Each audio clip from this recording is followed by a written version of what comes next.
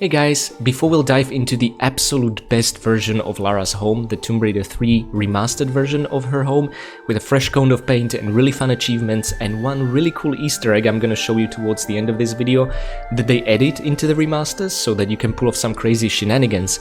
I really just wanted to use this opportunity, whenever I move on to the next Tomb Raider game as part of this remastered package, to sort of look back at what we already achieved since we started with Tomb Raider 1 Remastered back in mid-February, earlier this year, and what's still ahead, right? So whether you have already been with us since we began, it might be interesting to look back at everything we've achieved so far, or if you're just joining us for Tomb Raider 3 Remastered, you might be interested in the sort of achievement plan I'm proposing to get every single trophy or achievement for Tomb Raider 3, and essentially, as a result, for the whole trilogy. And yes, I got my physical copy on PS5, these are finally out.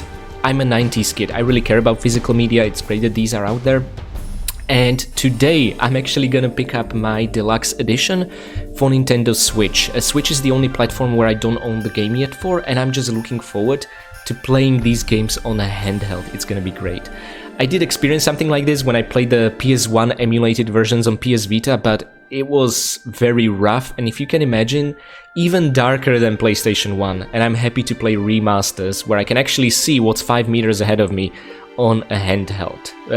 I am not, unfortunately, getting any PC physical copy, which is where my heart really bleeds, because I would love to have a physical one for PC, but unfortunately that only exists for the Ultimate Collector's Edition, which is only sold via limited run games. Well, not even anymore. It costs, the base price is $200, which somehow translates to €200. I don't know why. And what's worse, I tried to put it in my shopping cart, then I saw the €78 tax applied on top of that, and then the shipping fees to Slovakia exceeded €100. So I would be paying almost €400 for this package, and also our border patrol would no doubt seize a package from US and ask for additional charge somewhere between €50 or €80 in order to release the package to me. And I thought to myself, okay, what does the collector's edition have that the deluxe edition doesn't? It has posters, which I can get cheaper. It has these collectible cards, which no one really knows what they are. Is it small prints of loading screens? Okay. What it does have that everyone seems to be crazy about is the shadow lit box of the replica of Lara's pistols, whereas I'm like, these look... I don't know why I'm the only one here, but these look nothing like Lara's guns. Neither in the FMVs, neither in the cutscenes, neither in-game, as part of the blocky, pixelated art style. If you make a replica, at least make it look like Lara's pistols. I don't know, I'm just so underwhelmed with this edition. Where my heart really bleeds that I won't be getting it is the 3 collectible action figures with polygonal Lara from Tomb Raider 1, 2 and 3 original versions in those trapezoid boxes that Eidos used to release games in back in 90s. That's what I'm really sad about, but the thing I care most about, and that's to have the physical soundtrack and to have the map book, those I will be getting today as part of the Switch Deluxe Edition, so I'm really looking forward. I'm a completionist, I care about the map book a lot, and you'll know I'll be checking every single one of those maps to see if there's any mistake there. That's just the sort of person that I am. Anywho, enough with the tangent. I promised to talk about the achievements. So, as part of Tomb Raider 1 Remastered, we collected all 67 achievements and unlocked the Platinum Trophy on PlayStation 4. Unfortunately, you cannot get Platinums on PS5 due to some really stupid content managing trophy policy of PlayStation on PS5 console. I really hope Espir, when they'll release the new 4, 5 and 6 trilogy, will do a better job implementing the achievements. Also, when it comes to the rarities, it's weird how everything is bronze, then random 3 achievements are silver, and there's no gold. It's really, I'm so disappointed with the PlayStation implementation of achievements across the board. We have then unlocked all 32 achievements for Unfinished Business expansion, so we got all 99 as part of the Tomb Raider 1 set. Then we moved on to Tomb Raider 2, we got all 66 achievements, unlocked the Platinum, and finally, just a few days ago, we finalized the Golden Mask expansion, a wonderful expansion with all its 23 achievements, okay? So for the Tomb Raider 2 package, we unlocked 89 achievements. Now this is where it gets really interesting. We are at 188 achievements out of the total of 269 achievements, okay? So we have 81 achievements missing to achieve everything there is in this trilogy. These can be essentially split to Tomb Raider 3's core set, containing 60 achievements, and then the Lost Artifact expansion with its 21 achievements. Now it's interesting how whenever we move on to the next game, the achievement count decreases. Tomb Raider 1 core set has 69, Tomb Raider 2 66, Tomb Raider 1 core set had 67, Tomb Raider 2 66, Tomb Raider 3 has 60. And the Unfinished Business expansion had 32, Golden Mask 23, Lost Artifact 21. So there's gonna be less achievements to think about in Tomb Raider 3 Remastered. If you don't particularly care about achievements, doesn't really matter, or if you care about getting them but are riddled with anxiety about them, I think this is good news. So, for Tomb Raider 3 core set, the 60 achievements, now I'm gonna propose the plan. I'm not yet gonna talk about the Lost Artifact expansion, I'll do that once we start tackling that in its first video, the Highland Fling. But for now, let's just focus on the Tomb Raider 3 core set. So, again, if you've been around since we tackled the previous two games, you'll know what achievement plan I'm about to propose, but if you're new here, this could be interesting. So I propose 3 separate playthroughs for Tomb Raider 3. Now, it can be done with 2, but let me explain. For the first playthrough, we will unlock 57 achievements. These are all, with the exception of one, gonna be level specific. Meaning these are achievements that are tied to situations in certain levels, or some of them even are overarching multiple levels. For example, the first chapter of Tomb Raider 3 is India, find all secrets in India. That's an achievement that spans all levels, but I'm always gonna include them in the level where they can actually trigger and unlock, okay, as part of the achievement count for each level. So we are gonna play through the whole game, unlocking all 57. Throughout this playthrough, we just need to really keep one achievement in mind, and that's Crystals Are Forever. It says collect 93 crystals in one walkthrough. Now this is interesting because shortly after release, the achievement description said collect all 93 crystals in one walkthrough, but they removed the all from the description because the devs probably later on realized, hold on a sec, there's more than 93 crystals in the game, and they're absolutely right. You can actually get 97 out of the total 98 crystals in the game. There is one that is unobtainable because of a branching pathway in a specific level. I'm gonna talk more about it later on.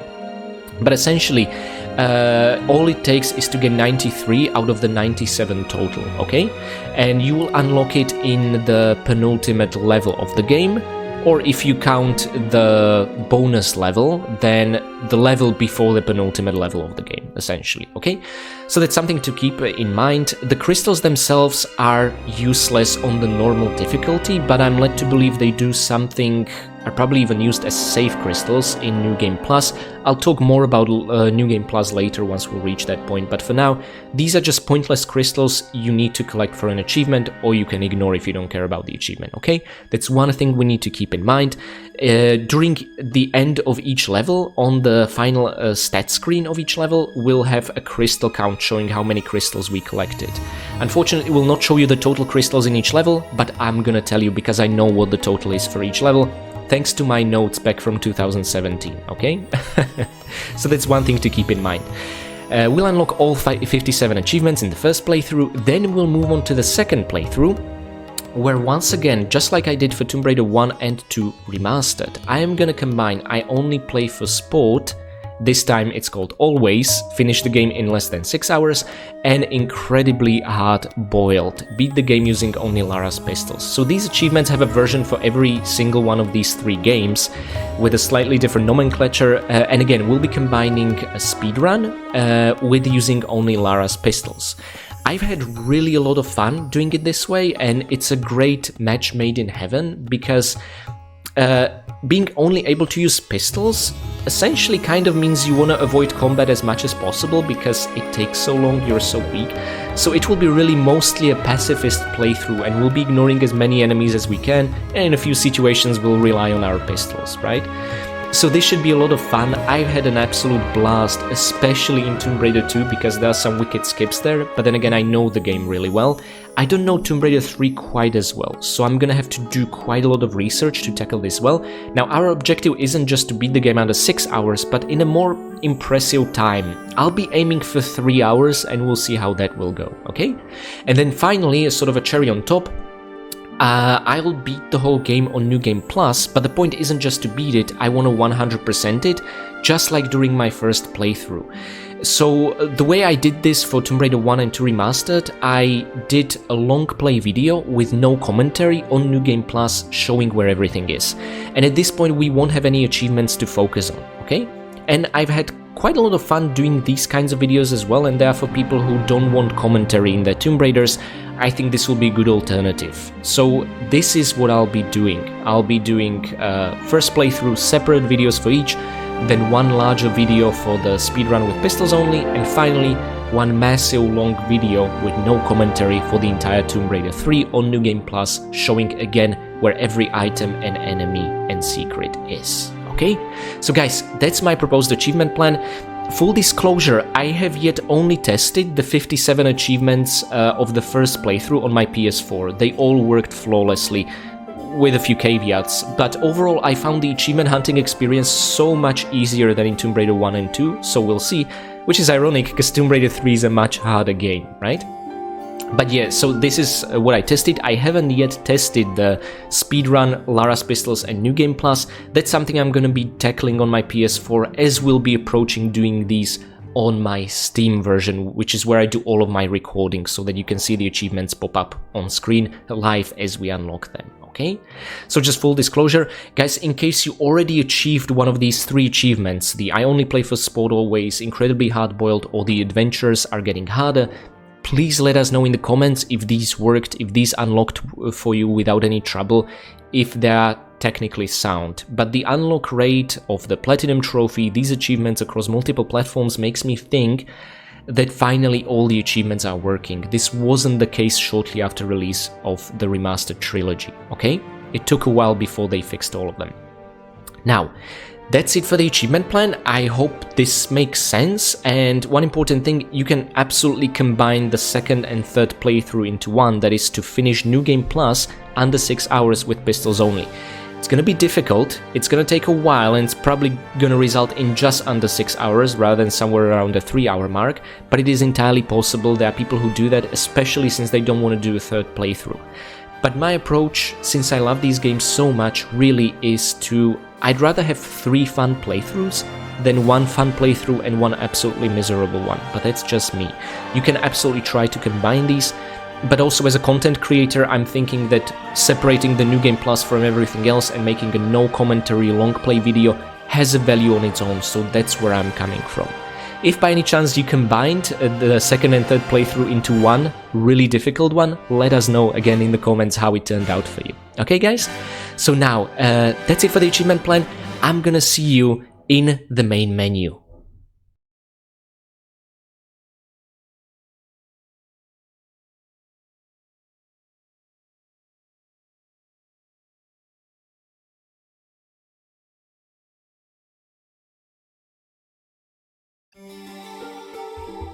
So let me welcome you to the main menu. And I intentionally turned on the original graphics because guys, this splash screen over here is very special to me. This is the first time in my life I have ever seen Lara.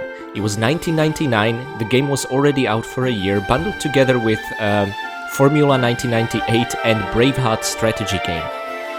And I had no bloody clue what Tomb Raider is, but there was a very intriguing lady right at the front.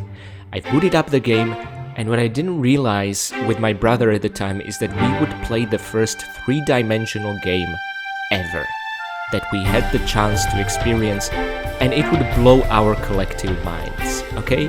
However, this is not a video to reminisce. Instead, let me switch to the glorious remastered graphics and show you around in case you're new to the menu.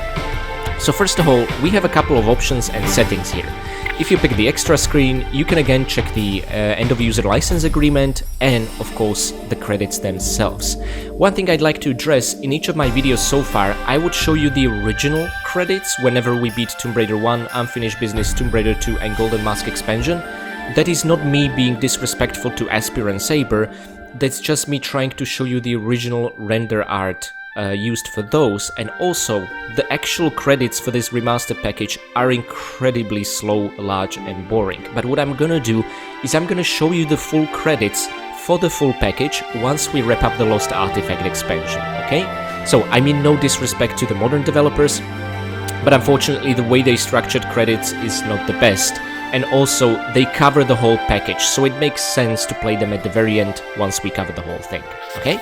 Now, these are the volume levels for music and sound effects I'm gonna be using, just so you can also hear my voice on top of everything. I'm of course gonna use the English language, and I'm gonna absolutely enable subtitles, because it's very difficult to understand what people are talking about, especially within the in-game cutscenes, and this is a godsend. I wished for this when I was a kid, barely understanding English.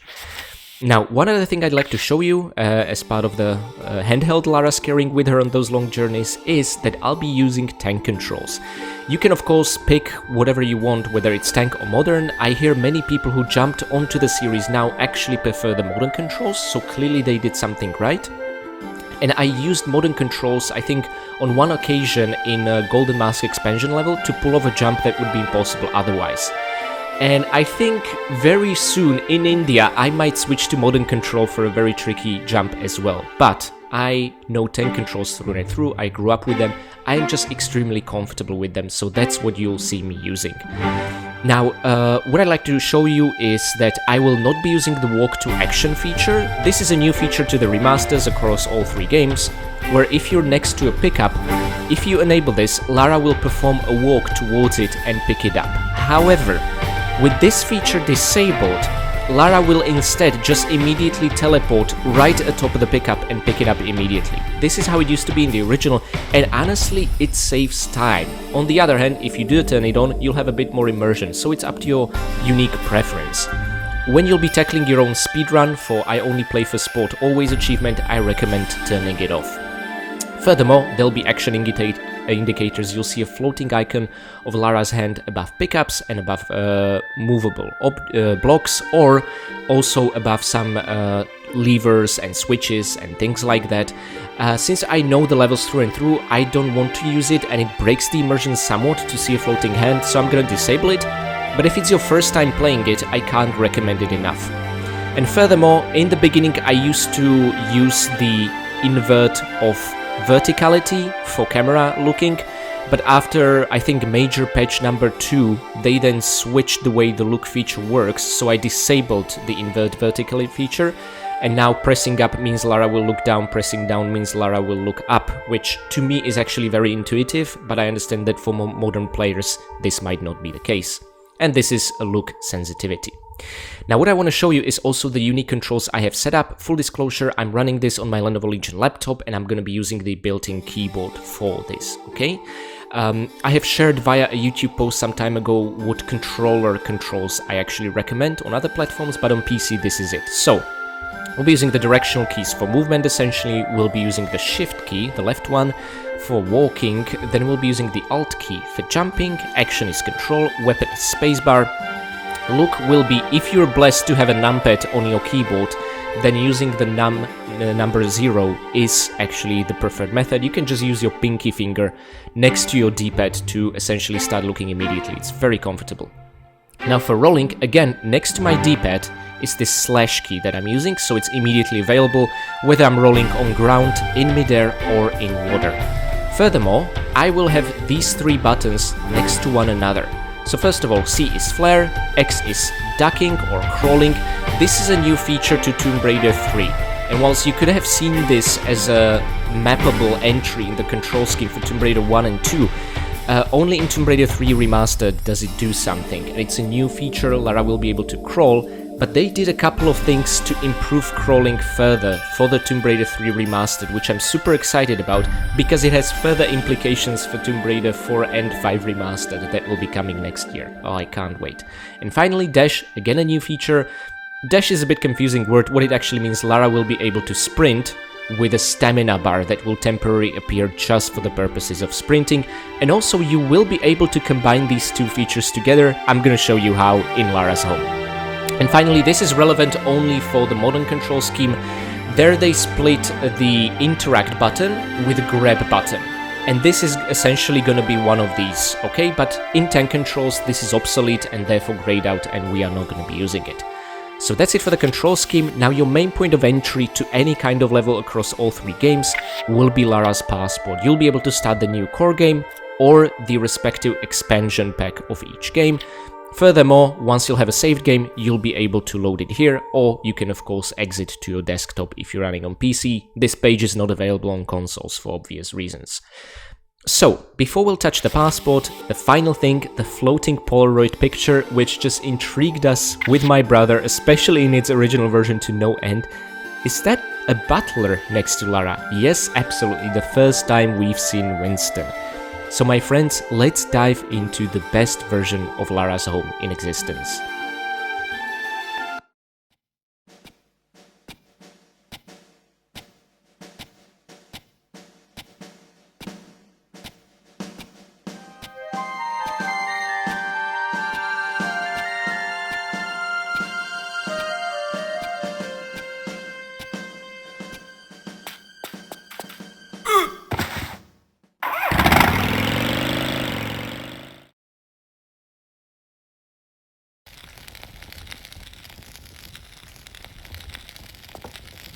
Welcome back to my humble abode. Feel free to take a look around.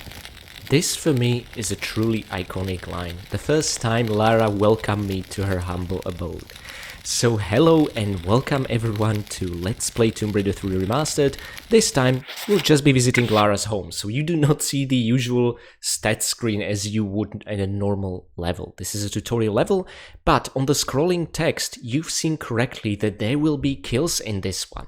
I was not exaggerating when I said this is the best version of Lara's home. It's an absolute blast. We have so much to go through. You could have already seen that there's an assault course time tracker over there. We will absolutely be assaulting and coursing our way through Lara's home. You can catch glimpses from her bedroom balcony. It seems Lara fixed her windows ever since the Home Sweet Home incident. The assault course continues. The zipline is still intact. And we have these gorgeous paintings of Venice. I guess Lara's heart cries out for Venice, just like my own. This time, however, you cannot climb the bed or anything like that, which is a bit unfortunate. They also turned this random box into an actual chest that is openable. I guess more bathrooms and pajamas for Lara. When we open this door, you might be disappointed to find that there is no shotgun. Just a box of flares.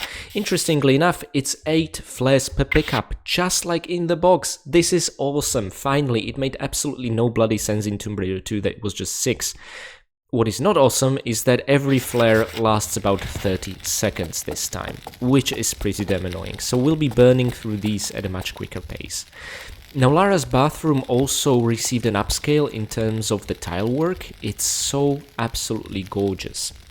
The sink and the mirror and the toothbrush is the same as ever, as is the bidet and toilet, and the shower corner where Lara leaned her shotgun after defeating the Fiamma Nera boss, okay?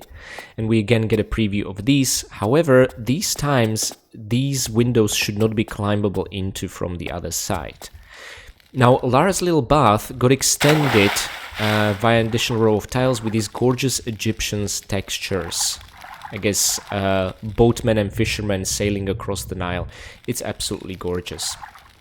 Let's climb up, however, warm ourselves next to the cozy fire, because we have a lot to cover.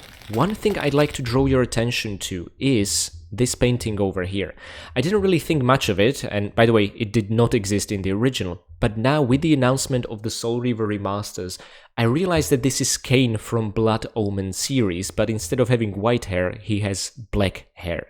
So this was perhaps an Easter egg already present, I think, in Tomb Raider 2 Remastered Lara's home, that they're working on something like this, Esper, I think not Saber. I'm not actually sure. They're being very cryptic about which team works on what. But it just casts a different light nowadays that we know what's up ahead, which is just pretty damn awesome. Now, as you can see, the entirety of Lara's home got a bit darker, but I think way cozier. We can admire more paintings. Some of these seem almost fantastical and surreal. Some of these look like Venetian Renaissance, but not all of them. And we also see this bust of what I assume is Socrates, but I'm not really sure myself. When we were kids with my brother, we just assumed, oh, that must be Lara's dad. But this is a different timeline. One where Lara does not speak to her family, where she was disowned. I think a way cooler timeline than the more recent ones. Hanging above here, we see this beautiful tapestry. This was actually preserved from Tomb Raider 2's Lara's home. And now the entrance to the attic. Let's open it up and see what's up ahead. You actually don't really need to go here at this point. Oh, there's another button to close open the door. But I just want to show you the lay of the land, so to speak. Just like in Tomb Raider 2, we'll get a sneak peek through the window overlooking Lara's bedroom balcony, and these pointless crates used to be covered by tapestry. Well, that's no longer the case, and one of these crates is movable, which is awesome. We can actually absolutely push it in from this side at least once. I would not recommend doing it more than that, okay? We'll actually conclude our business with it from the other side once we get there. And yes, Winston, I can already hear you. You must be nearby. There he is, carrying the tea tray. Around, press and hold the look button. Then press in the direction you want to look. Yes, something we've been using for the past 3 games, but this is in case you're completely new to the franchise. By the way, I'm not going to be covering all the moves from previous games, just covering what's new in Lara's home for Tomb Raider 3 Remastered. Now, Winston, you actually do not look 100 years older at all since the year has passed. You look as gorgeous and beautiful as ever. Awesome. We actually have some unfinished business with you, but first of all, whilst we're on the upper floor, let's also check out what's on the other side. We have another door like here. This door was here back in Tomb Raider 1 and Tomb Raider 2, always closed. We don't really know what's there. I'd like to think it's a supply closet where Winston sleeps. Just like Dracula's minion, Igor, you know? I think that would just be very fitting. The piano is preserved, although its color is a bit different. This time it's brown. I guess Lara burns through her pianos very quickly, and we will again see the musical sheets of the Tomb Raider theme from Tomb Raider 1, although the melody is consistent across all 3 games. The TV over here, unfortunately, unlike in Nightmare in Vegas, does not show Godzilla and King Kong fighting. Who knows what Lara's been watching on her leopard print sofa and lounge? 2 hi-fi speakers, these were all the rage back in 90s. And finally, the room where it all started in Tomb Raider 1. This is where Lara had cushions and a book on the city of Vilcabamba, overlooking just an exterior area, which was a year later repurposed into a salt course, which another year later we're gonna discover all over again. Now, unfortunately, there used to be a gorgeous table with candlelights and windows over here. That is gone, just like in Tomb Raider 2, okay? There's darkness in this room, must be a bit difficult to read. Now, if you are really paying attention, you'll see a couple of gaps in the chimney over there. That is absolutely a climbable ladder. This is where action indicators would come in really handy. Let me show you. Because if you approach random objects like these, you will actually be notified you can pull something off. Without them, it might be way too obscure. But there is a book. Lara will rotate it, and the chimney will become accessible, but hurry up, you do not have too much time to fool around, the fire will reactivate. Don't worry about Winston, after spending almost a year locked in a freezer, he can take the heat from the fire, okay? You, on the other hand, cannot, so just be very careful about that. Now this is interesting because for the longest time with my brother we had no idea this secret even exists, and our cousins told us, and we automatically just didn't believe them, like, oh come on, you're just making things up. And no, they were absolutely right. Once we got home, back home from our summer cottage, we booted up Tomb Raider 3 immediately just to see if our cousins were lying to us or they were being truthful, and our minds were blown when there was actually a book you can flip. Okay, now, another box of flares here. There will be one more in Lara's home, but then there are going to be 2 far more interesting pickups than just flares everywhere, okay? Now, we are essentially on the other side of the crate we pushed from the attic, and moving it like this, we can essentially clear a path. Now, why on earth would we want to do that? This lever, this switch, holds the answer. I think I'd like to light a flare first. Like I said, we're going to be burning through these quickly. Let's immediately do a jump and mid-air roll. And now let us sprint down these stairs. If this door isn't open, you'll need to use the button on the side to do that, which will cost you some time. And let's jump over the rail like this and sprint into the door over here. Now, if you've played Tomb Raider 2 Remastered or Original, you'll know that this used to be the way into Lara's treasure room, you know, with all the treasures and gold she pilfered from her journeys. This time, it's a bit different, and I think way cooler than just a pile of treasure. Let me show you. And let's keep the door open. Makes me feel less claustrophobic that way. Now, finally, a light bulb. I guess we technically don't need flares from this point on, but it's still very dark. And what used to be a treasure room was repurposed into a huge underwater aquarium with 2 species of fish swimming there. We are going to get a closer look, actually.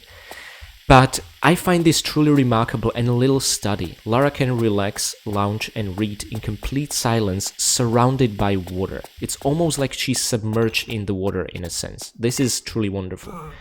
What stands out is this really odd crate over here.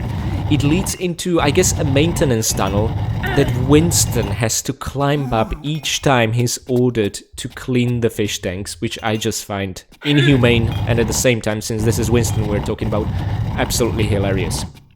By the way, if you have a really keen eye, you could have already seen that there is an object on the other side of the aquarium screen. Yep, indeed. We are gonna get our hands on that using this maintenance tunnel. But Lara's not gonna clean it up. I think Winston must have dropped it here because he didn't want Lara to get it, and he thought she's never gonna actually, you know, swim amongst the fishes, but my god, Winston, you were wrong again. Now, what I'd love to do is just take a picture of Lara with these fish. I think this will do, and I'm gonna do that in both the original and the remastered graphics. Can we just enable... Oh, we cannot enable Lara's flare because that's amongst the weapons section. That's a real bummer. Anywho, let's take a picture like this. And they also added the seaweed, the branches. Like I said, there's another species of fish in here. But I'd like to get close without drowning. I think we just have a prime opportunity. They're really dark from this side. But let's just... Yeah, let's do it from this one. I'm happy about this one. Awesome. And now let's get our hands on the racetrack key. We're actually gonna see these species of fish later on in the main game in South Pacific chapter. I guess that's where Lara brought these along to her home. They're just really cute like that. Okay. We dropped a flare here. Winston, you're absolutely gonna pick that flare up later on. We are not gonna suffer any trash in Lara's aquarium, okay? You flatulent old bastard. Okay, now... I don't think Winston can actually make it downstairs in here, which is why he's just hanging outside. But what we got our hands on is actually called a racetrack key. Yes, my friends, there is an entire racetrack.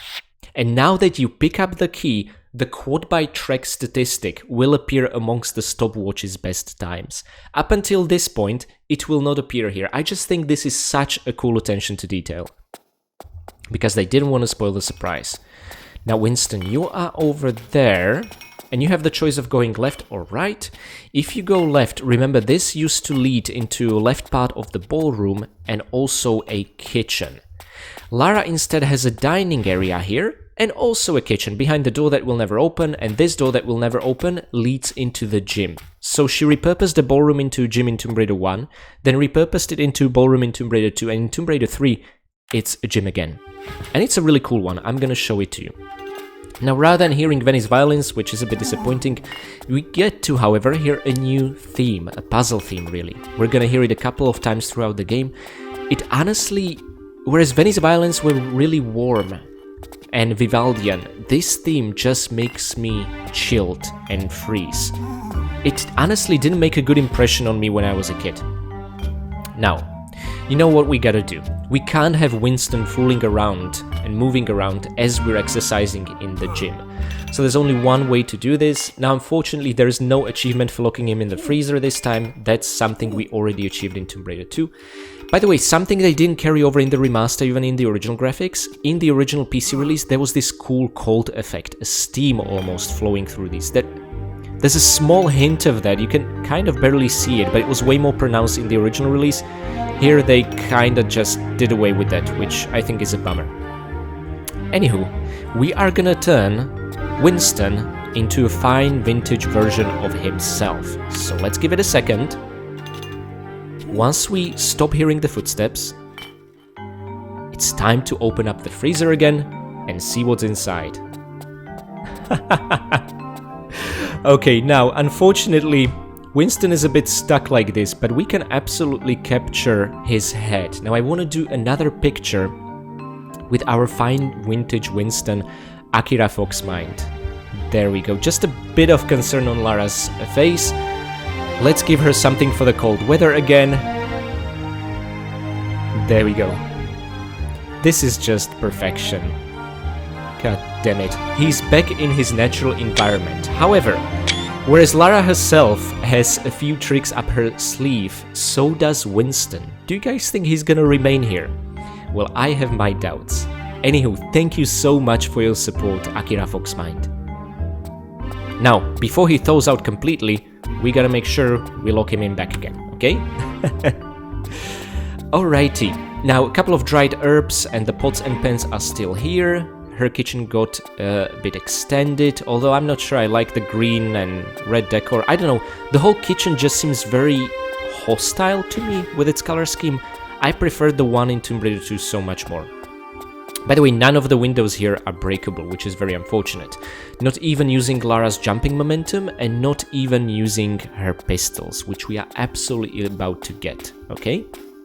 So, let's pass the hidden fish tank, and let's move on to the gym. Those of you who've been here before may notice the new decor. What do you think? Well, let's do some exercises. I think we should do them in order. That's why they're numbered, essentially. I don't actually run everywhere. When I want to be careful, I walk. Hold down the walk button and walk to the white line. Easy. You know this by now. Again, I'm not really going to cover in detail. With the walk button down, I won't fall off, even if you try to make me. Go on, try it. True, but the moment you release the walk button, Lara will tumble forward, as intended. If a jump is too far for me, I can grab the ledge and save myself from a nasty fall. Walk to the edge next to the white line until I won't go any further. Then press jump, immediately followed by forward, and while I'm in the air, press and hold the action button.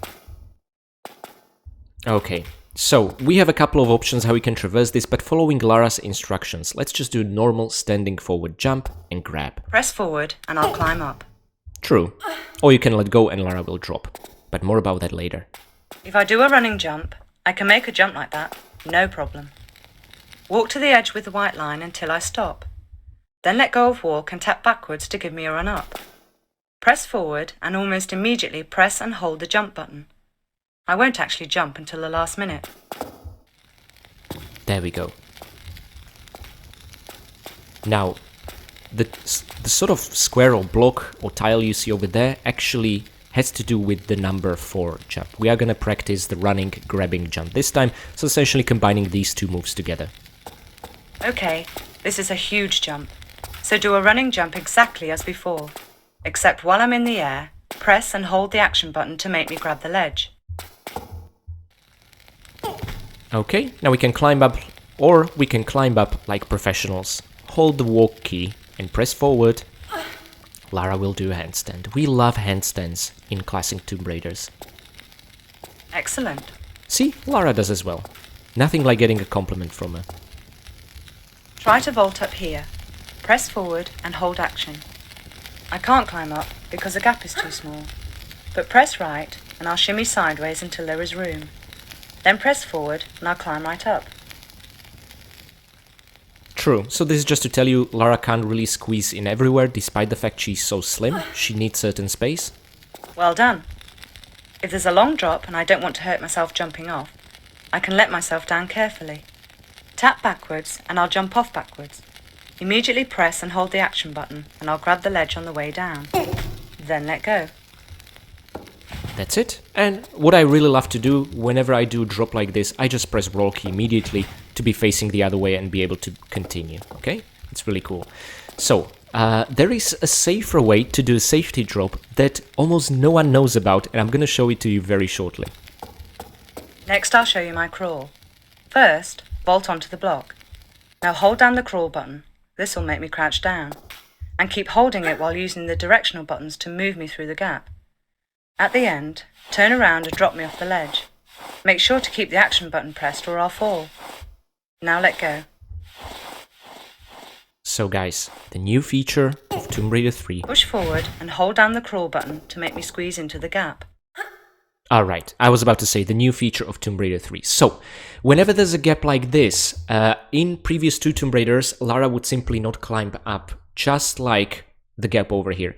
It didn't matter if it was this tight or this tight, Lara would never climb up. Now that she's able to crawl, starting from Tomb Raider 3 onwards, I think every single Tomb Raider in the core era, including Angel of Darkness, she's able to squeeze into these. And the difference between this and that is that over here, you get to choose, while climbing forward and holding forward and action, whether she will stand up normally. Or what you can also do is first grab the ledge, and now you don't even need to hold forward, just press the crawl key. And Lara will enter in a crawl. This will be useful on a couple of occasions when there'll be boulders tumbling down our general direction and we'll want to duck under them. This is gonna be really cool, okay? Now, unlike here, where we chose to enter into a crawl after climbing, if you face a gap like this, you don't need to use the crawl key at all. Lara's information was actually incorrect, and this was also the case in the original release. You just need to press forward. Lara will automatically climb, which is awesome. I think this must have been an improvement they done a bit later on after they have already recorded and implemented the lines, okay? And of course, the way to exit any crawl space in the past, in the original Tomb Raider 3 and 4, was a bit different in Tomb Raider 5, was to face it using your back and press backwards and the action key, okay? And Lara would crawl down. Now this is exactly as safe and reduces as much damage as a normal hop back and grab and release. Because what you're gonna end up doing is just hold the ledge, okay? And using Lara's full body length to minimize the falling damage. However, something new to Tomb Raider 5 that the devs, Saber and Aspira, have re-implemented into Tomb Raider 3 Remastered, which just makes me so incredibly happy, is that you can actually exit all crawl spaces facing forward.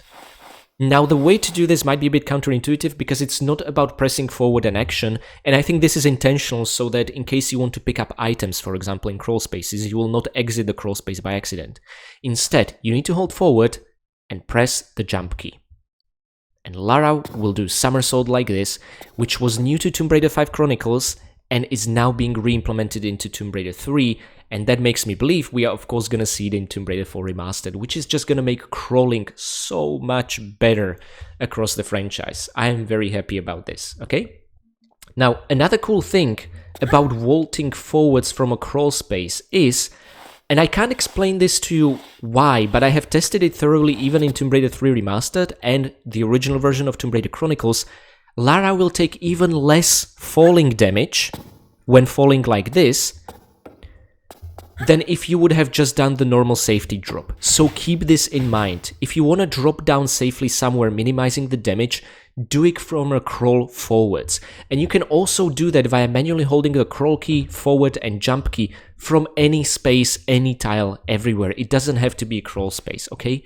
So this is a really neat trick. Almost no one knows about this, and I accidentally figured this out during my last year's Tomb Raider Chronicles Let's Play, okay?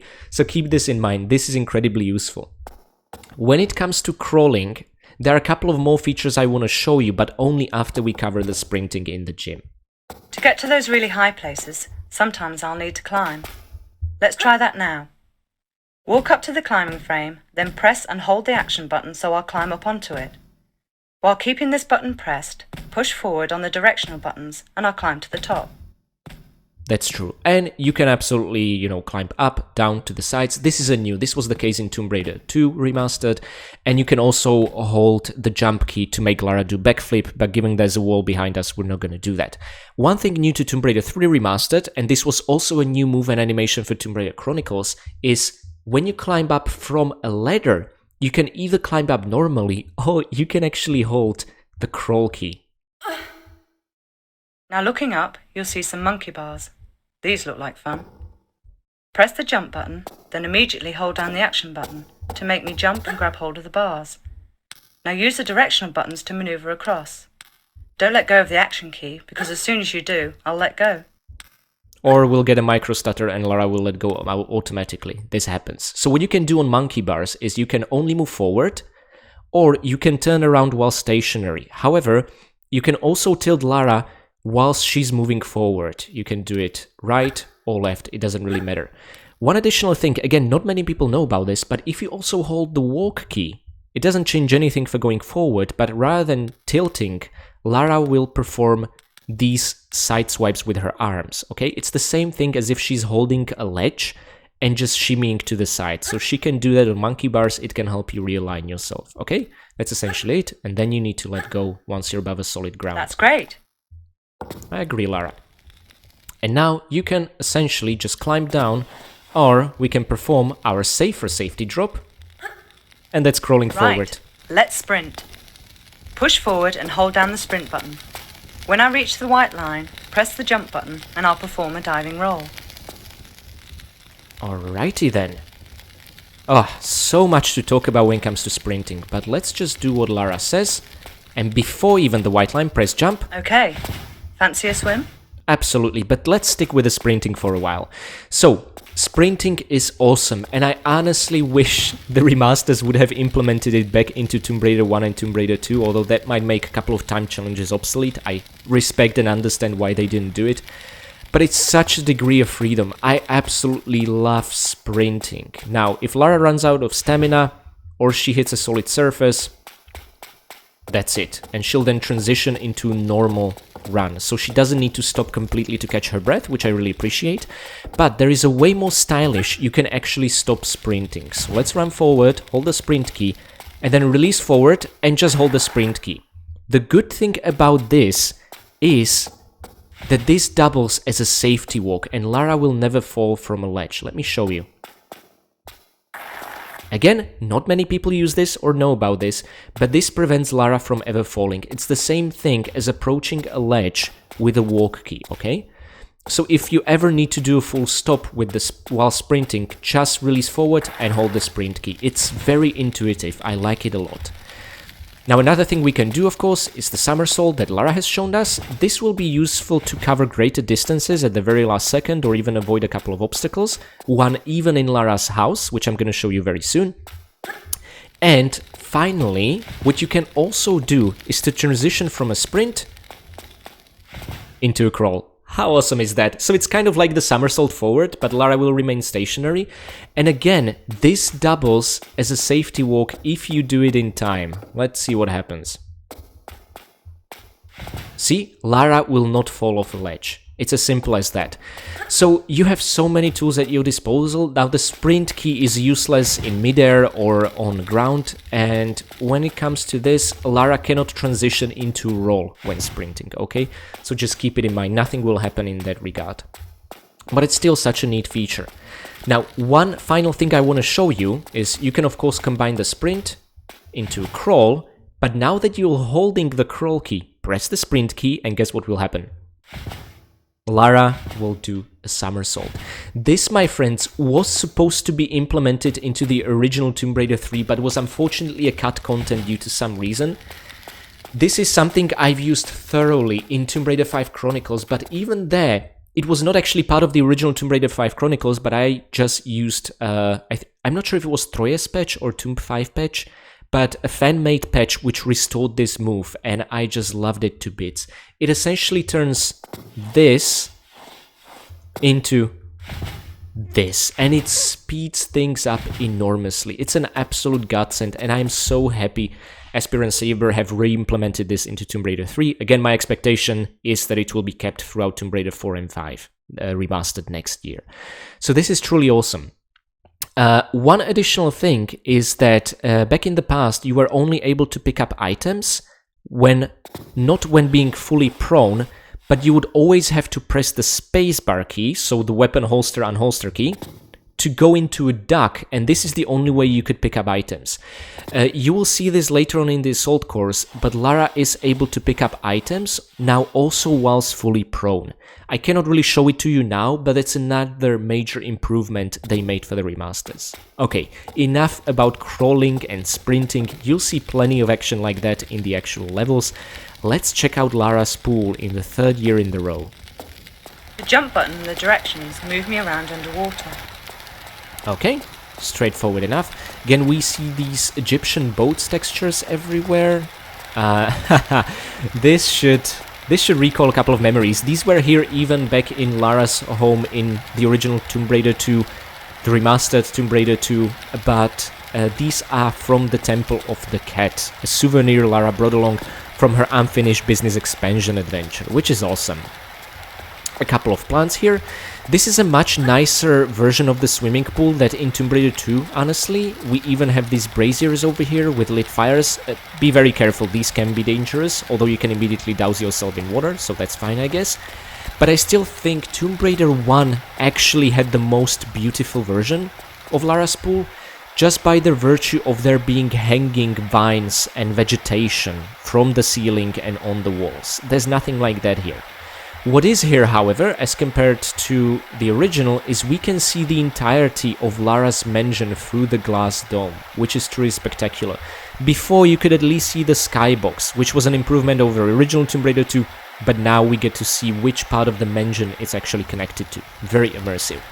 Now, before we do swan dive into water, let's just press the sneaky little button over here. And it opens up a bookcase.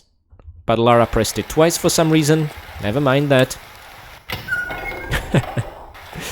Lara, don't be greedy with the buttons. Okay. So let's take the steps and get onto the diving board.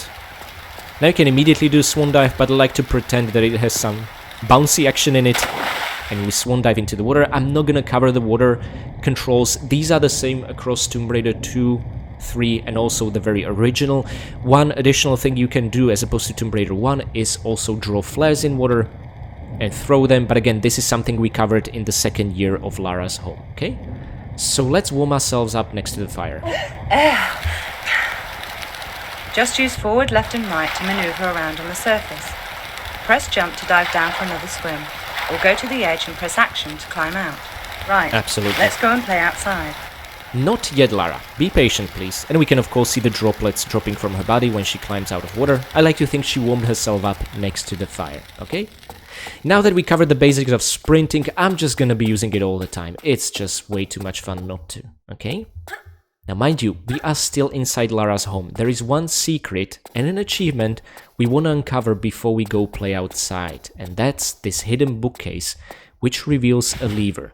This will open a door on the other side leading to Lara's secret treasury, unlocking the Welcome to My Humble Abode achievement. Press the lever, make a backflip with mid-air roll and start sprinting and then dive. Okay. And now at the very end, let us dive to cover a bit more ground. And there we go. Welcome to my humble abode. Appreciate Lara's artifact collection. Ah, the infamous trophy room. And you will be doing the acrobatics to enter, Winston, yes? Miss Croft did enjoy her little games. So other than Kane's painting over here, what are they talking about? My friends, this is what all the adventures have led up to. So first and foremost, something that's a bit most out of place is the golden idol from Indiana Jones and the later Raiders of the Lost Ark. They had the Lost Ark in Lara's home amongst the boxes and crates in Tomb Raider 1. Now another reference is essentially the golden idol. Now in the original graphics it didn't quite look like it, and I thought, okay, maybe it's just a poorly made replica of the golden mask from the previous game's Golden Mask expansion. But no, now there's no doubt, this is the golden idol instead. It's still pretty cool. I just wish the golden mask would be here, but if you remember, Lara actually left it in its receptacle in the kingdom level, so I guess it kind of makes sense she didn't bring it home. Now from our first adventure, we have the pieces, the fragments of the Skion, because remember, Lara shot it to pieces back in the Great Pyramid level of Tomb Raider 1, just before facing off Natla. I don't remember her scraping these pieces up, but it's really cute that she did, just as a memento. Over here, the Dagger of Xi'an, the artifact from our second adventure, my most favorite Tomb Raider game ever made. There it is. It stabbed the Chinese Emperor, it stabbed Marco Bartoli's heart, and Lara kept it safe from the onslaught of Bartoli's henchmen last year. Now, over on this side is something entirely new. To us, the players, but not to Lara herself. And here it is, gentlemen. The artifact which led to the animosity between Miss Croft and Von Croy, ending ultimately in this terrible business. So this was here in the original, and I think this is really cool. I don't think they necessarily planned that much in advance. They just put some strange floaty gizmo over here, a spherical object, which actually has powers of teleportation. This is an item that young Lara back in 1980s has retrieved along with the help of her mentor Werner von Croy. But he's a character that was introduced in Tomb Raider 4 via a flashback. Later on, Lara nicked it off his VCI building in New York. He has a large company along with his business partner, and they are doing some teleportation research. Lara and her once upon a time mentor, their relationship is very strained, and she just nicked it off the building in some of the hardest levels ever. But this is a proof that they take place before Tomb Raider 3. I don't actually know if they necessarily take place before Tomb Raider 1. Depends when Lara had the time to do it, but I'm sure there's an official timeline somewhere which shows when exactly these adventures took place. But with the announcement of Tomb Raider 4 and 5 Remastered, we are gonna learn so much more about this artifact very soon. Artifact known only as Iris, okay? And probably the jewel of Lara's collection, the T-Rex. I think it's most likely this is the one in the Hidden Valley, because that's the one that Lara canonically fought. The two T-Rexes in the Great Wall of China, I think, were more just an Easter egg, right? But this is the one from Peru Lara has slaughtered. I don't remember her picking up its head later on, but who knows. If you have the money to afford a helicopter, you can do all sorts of crazy shenanigans.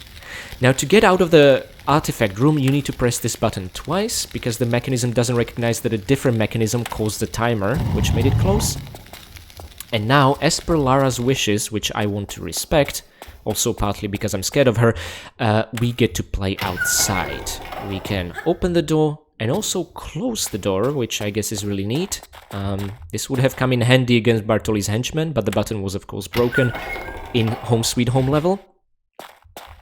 Now, if you're already done for the day, you can absolutely open the large gate and walk out, but that's gonna be the final thing we are gonna do. The hedge maze is well maintained still, and this grate we are only gonna access from the other side once we finish the assault course leading back here, okay?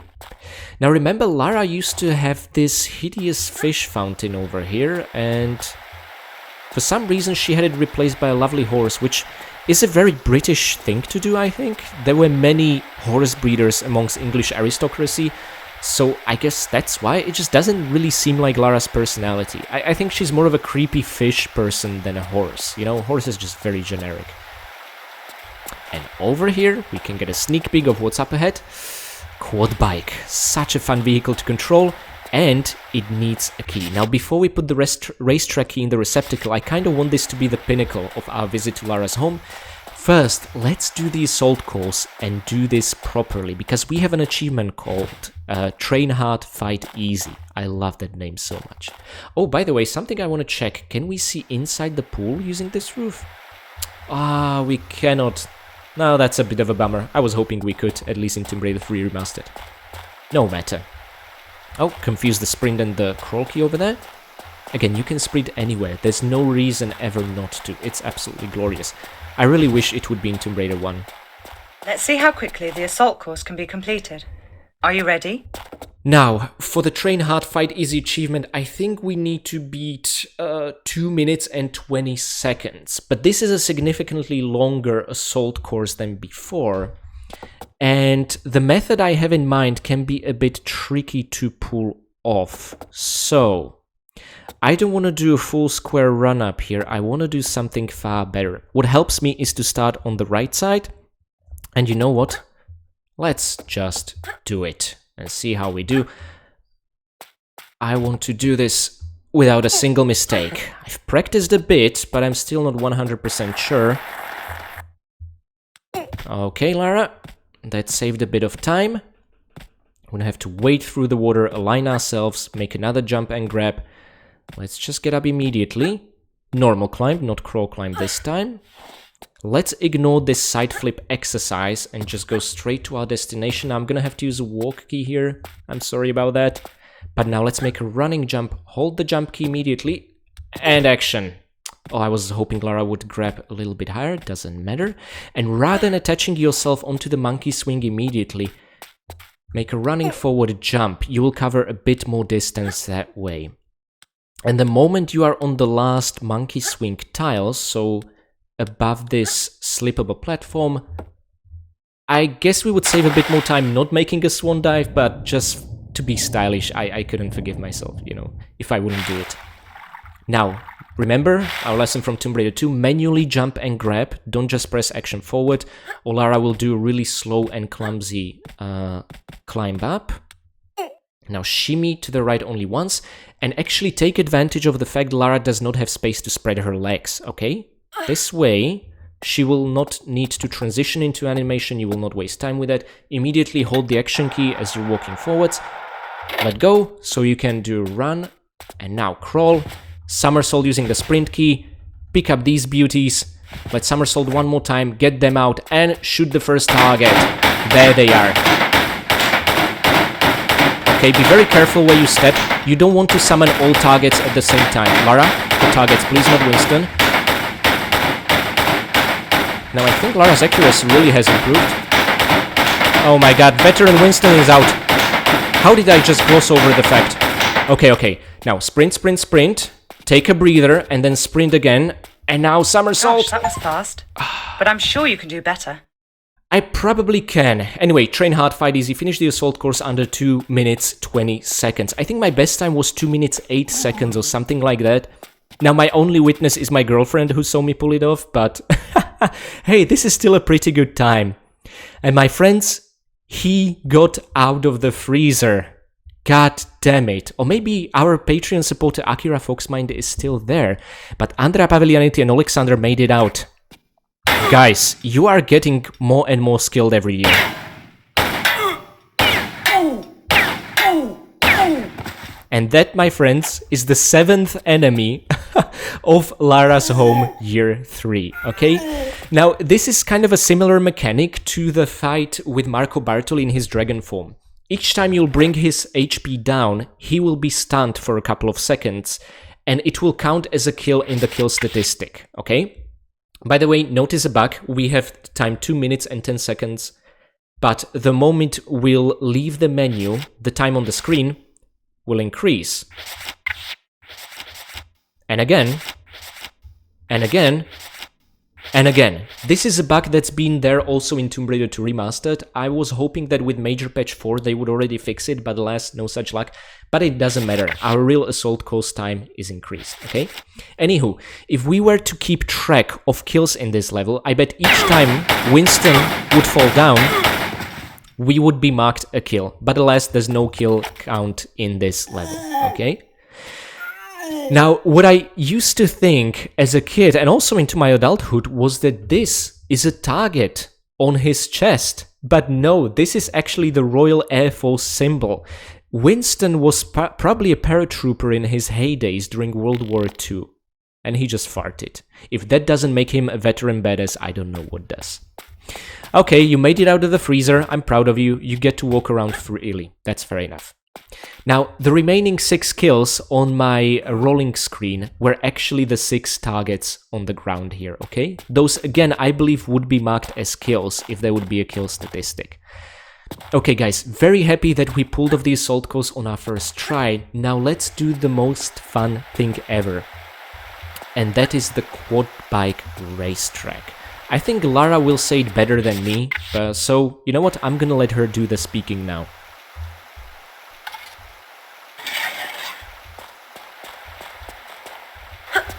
Hey, I like the look of this. To jump on, Walk up to the vehicle and press the action button. That's all the instructions, unfortunately, we are gonna get. By the way, if you're playing a PlayStation version, or I think the most worst offender is the Nintendo Switch version. I just got my Switch Deluxe box edition yesterday, so I just played around with it. There are so many of Lara's voice lines missing from Lara's home, at least in Tomb Raider 1 Remastered. And it's something to do, apparently, with Nintendo policy, that they cannot mention the D-pad or the directional keys, because apparently that evokes PlayStation, their competitor. Oh no. So they actually had to remove those lines where Lara says these. PC version, whether good old games or Steam, is the most complete version. Not sure about Epic, you guys can let me know. But I feel like all of Lara's lines are preserved this way, at least on PC. Now, we have an achievement called Faster Than a Meteor, where we need to complete this racetrack, I think... Oh, I can't remember. It's definitely on screen, but was it 38 seconds or something like that? Now, there are two ways we can complete this racetrack. First of all, I want to show you the controls. I want to show you the normal way to complete the racetrack. Curious what time we'll get. But this racetrack actually contains a shortcut, and it's right over there. So I'm going to actually do the circuit twice. The normal way and the shortcut way, and presumably the shortcut way will have an easy time unlocking this achievement. Okay? So first of all, like Lara already said, you can press the action key to mount it. I'm not sure if we can maybe jump holding the action onto it. Ah, awesome. It will transition into the animation automatically. We hear the sweet sound of engine. Now, you cannot press the directional keys like in Tomb Raider 2 Remastered. The controls were a bit different. I think if you use the modern controls, you'll find the control scheme to be unified across vehicles between Tomb Raider 2 and 3.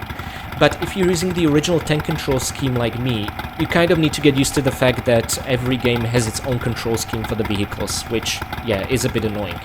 But you can press the jump key to go back. You can hold the forward key to go forward, okay?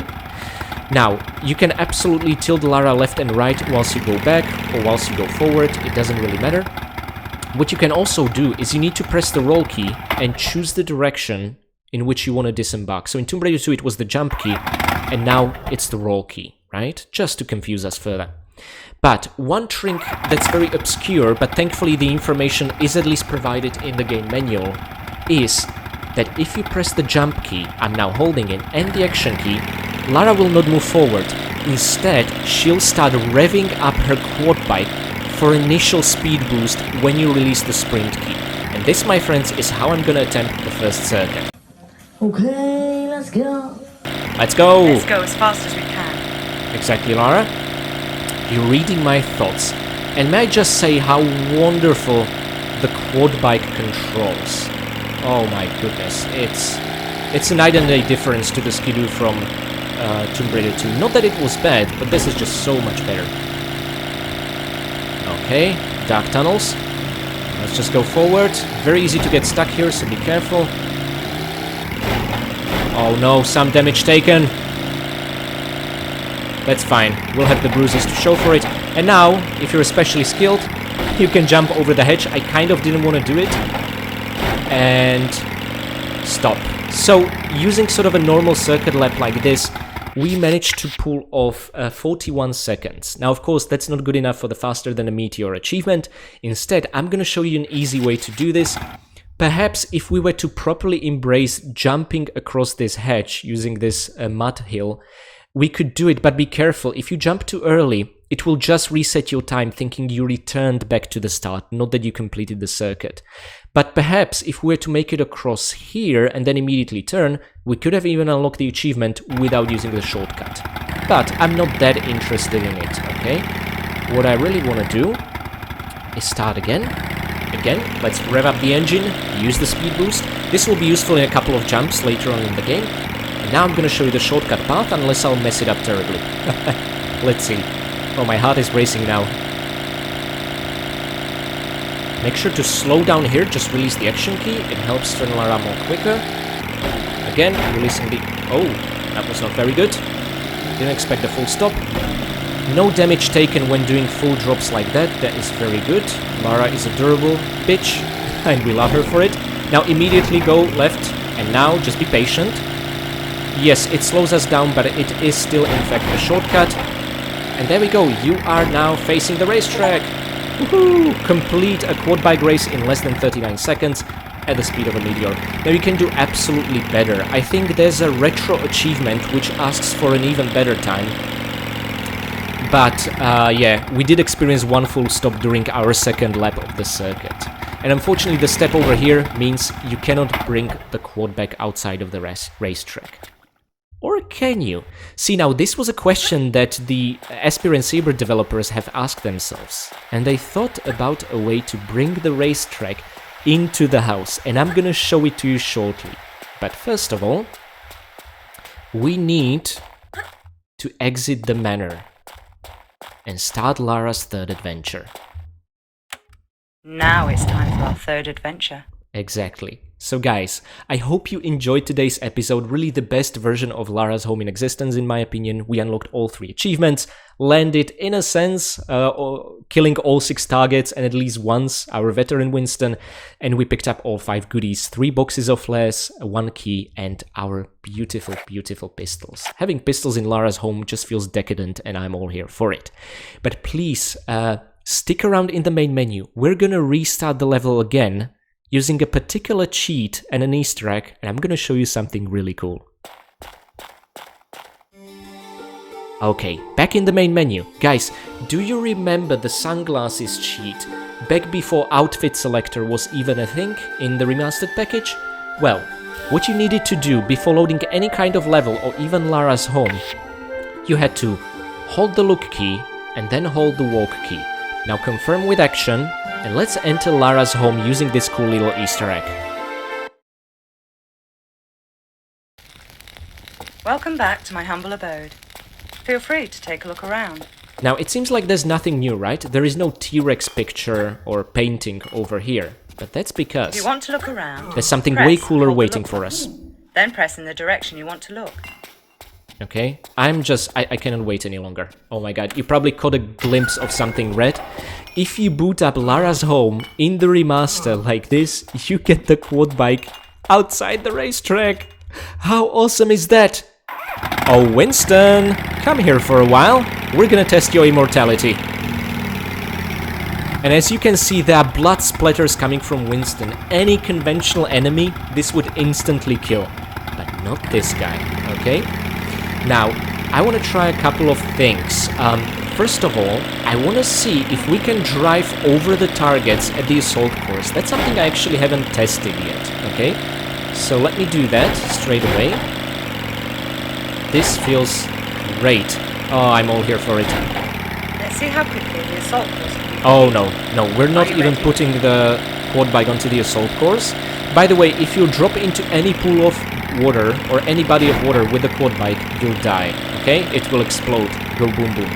So be very careful. Yes! We can drive over the targets! This is great! Okay, by the way, each target is on a timer and they'll collapse before you have a chance to shoot them. Oh, like this one. Oh, there's blood coming from it? See, guys? See the blood texture when we're in it with a quad bike? I told you, the targets are living enemies. Oh my god, this is really creepy. And this is how we can finish our third assault course. Wonderful, no? Cool thing is, the game still remembers our original assault course and our previous 2 quad bike attempts. The best time it will highlight in yellow, the worst times are marked in white. The problem is, if you then restart the game, it's all gone and cleared. Unfortunately, it doesn't save into your profile save or anything like that, which I think is a bummer. But at least during one game session, it remembers that. So I guess if you're doing runs back-to-back trying to improve, you'll have those reference points. Okay, this was funny as hell. So this proved my theory on what the targets are, Winston's immortality. I want to try something more. If we get the pistols, we'll of course turn our ordinary Winston and caregiver Winston, Michael McConkie, into our veteran Winston, Andrea Paveglianiti and Alexander. So, let's just get those guns, summon veteran Winston,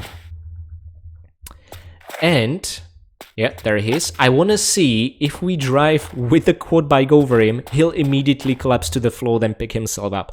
That's what I would expect to happen, because it just means depleting his health bar instantly.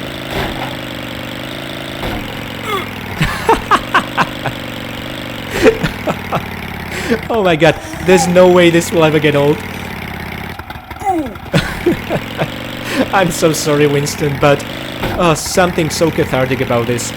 It's only fair that building up for 3 years, we'll get to do this in the best version of Lara's home imaginable. Now, we can absolutely get up the stairs, and I guess what I like to test is just, can we pass through the windows in Lara's bedroom?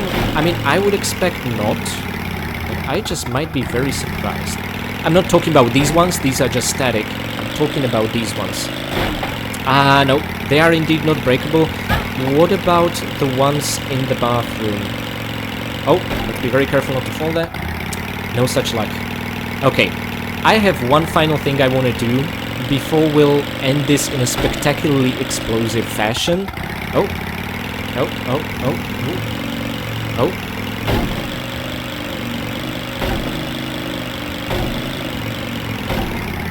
Okay.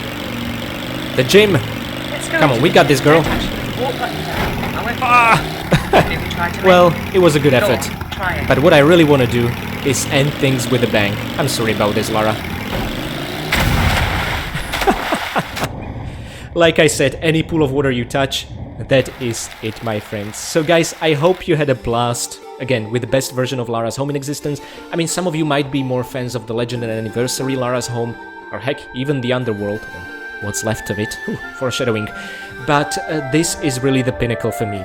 So guys, I had a blast unlocking these levels, 3 achievements, and exploring every nook and cranny. This was also a huge trip down the nostalgia lane. And before I'll get all sentimental on you, I want to share something really cool with you. Did you know that the first level of Tomb Raider 3, Jungle, is already out? And using the link on the screen, you can already access it and watch it. I didn't want to leave you guys hanging with just the tutorial level, so on to our first level of the hardest Tomb Raider ever we go. But not before thanking my amazing patrons. Plain Goopel, Mick, Severin Drax, Enstickle, and Katie Danger. Thank you guys so much for being my Winstons and for following us around throughout Lara's home today. It was a lot of fun. Next, I would like to give thanks to my caretaker Winston, Michael McConkie. Thank you so much for your support and also for keeping Jean-Yves and Father Ted, Charles Kane and Father Patrick company today in Lara's absence and showing them around the trophy room. I would also like to give a very special thanks to both of my veteran Winstons, Andrea Paviglianiti and Alexander. Thank you guys both so much for being absolute troopers today, for donning your uniforms, for deflecting Lara's bullets with a tea tray, and getting run over by Lara's quad bike but picking yourselves up as if nothing happened. You are absolute badasses. And finally, I would like to give a very, very special thanks to my one and only fine vintage Winston, Akira Foxmind. Thank you so much for your generous and patient support of the channel, for completely restoring Lara's mansion in Surrey for her adventure in her 3rd year, and also for being there to take a picture together. I just couldn't pass up an opportunity to do that in today's video. However, what I heard from Lara, that still doesn't get you off the hook. She's on her way to India and she expects the mansion to be in perfect mint condition when she's back. Uh-oh. And finally, I would like to say thanks to my free Patreon members as well as all of you watching. I hope the wait has been worth it. I had an absolute blast making today's episode. And well, what are we all waiting for? Let's dive into the jungle right now.